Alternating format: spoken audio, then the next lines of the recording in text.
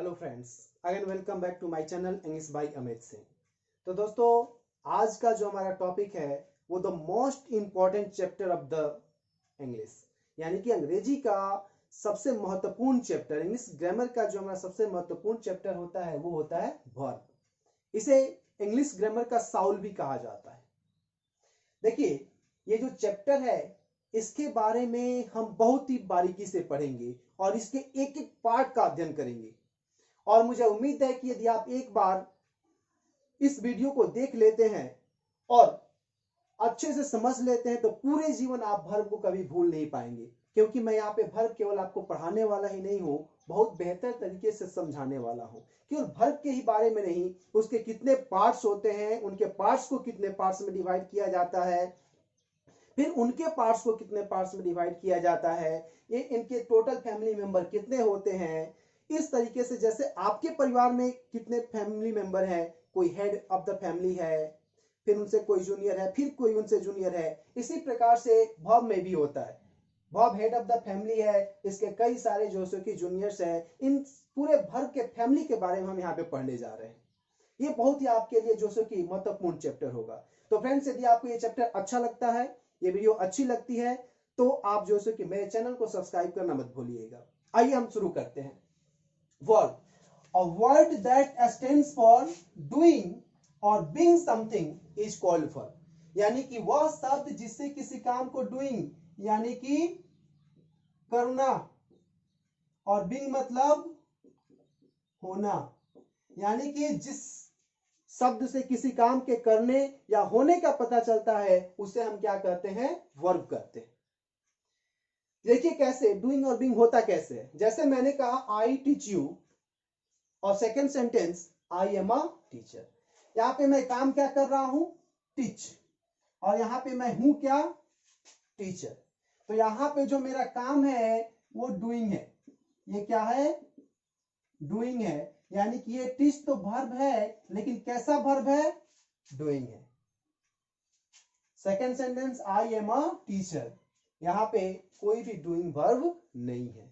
M, M मतलब हूं, यानी कि यहाँ पे बिंग को शो कर रहा है, होने को दर्शा रहा है। किसको दर्शा रहा है, होने को, और इसीलिए हम एम को बोलते हैं बिंग वर्ब। इसको हम क्या बोलते हैं, बिंग वर्ब बोलते हैं। वर्ब तो ये भी है, लेकिन दोनों का फॉर्म, दोनों का रूप अलग है। ये मेन वर्ब है, यानी कि वर्ब है, ये डूइंग वर्ब है, और ये बिंग वर्ब है। तो दोस्तों, इसी एग्जाम्पल के आधार पे, इस डेफिनेशन के आधार पे मैंने वर्ब को दो मुख्य भागों में बांटा है।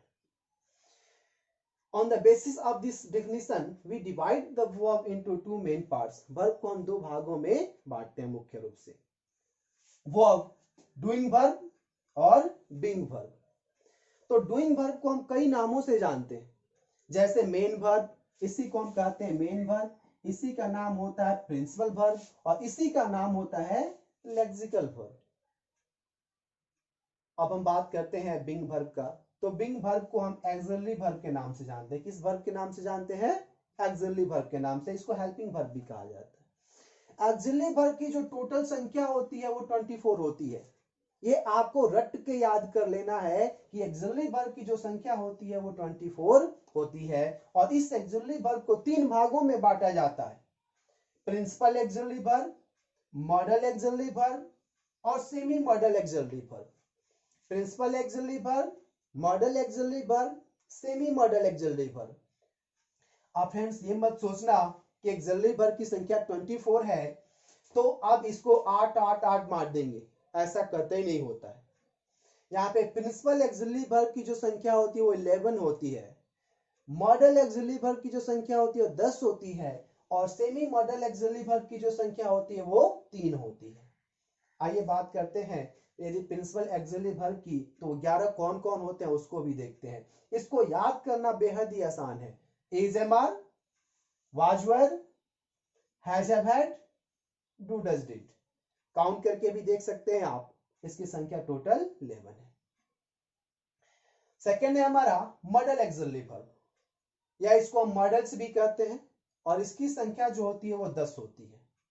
कौन कौन, will, would, shall, should, can, could, may, might, must और ought to। और उसके बाद हम बात करते हैं सेमी मॉडल की। या सेमी मॉडल एक्सिलरी वर्ब, तो इसकी संख्या 3 होती है। कौन कौन? Need, dare, used to. चलिए एक चीज इसी के साथ में एक चीज आपको और बता देता हूं कि इसको सेमी मॉडल एक्सिलरी वर्ब क्यों कहते हैं, क्योंकि नीड, डेयर और यूज्ड टू ये तीनों ऐसे एक्सिलरी वर्ब हैं जो मॉडल का भी काम करते हैं और साथ ही साथ मेन वर्ब का भी काम करते हैं। जो मॉडल का भी काम करते हैं और मेन वर्ब का भी काम करते हैं, इसलिए हम इनको बोलते हैं सेमी मॉडल्स। ओके, तो हमने एक्सिलरी वर्ब के तो पार्ट्स के बारे में देख लिया और अब हम बात करते हैं डूइंग वर्ब यानी कि मेन वर्ब को कितने पार्ट्स में डिवाइड किया जाता है, इसके कितने पार्ट्स होते हैं। आइए अब हम उसके बारे में पढ़ते हैं। चलिए देखिए,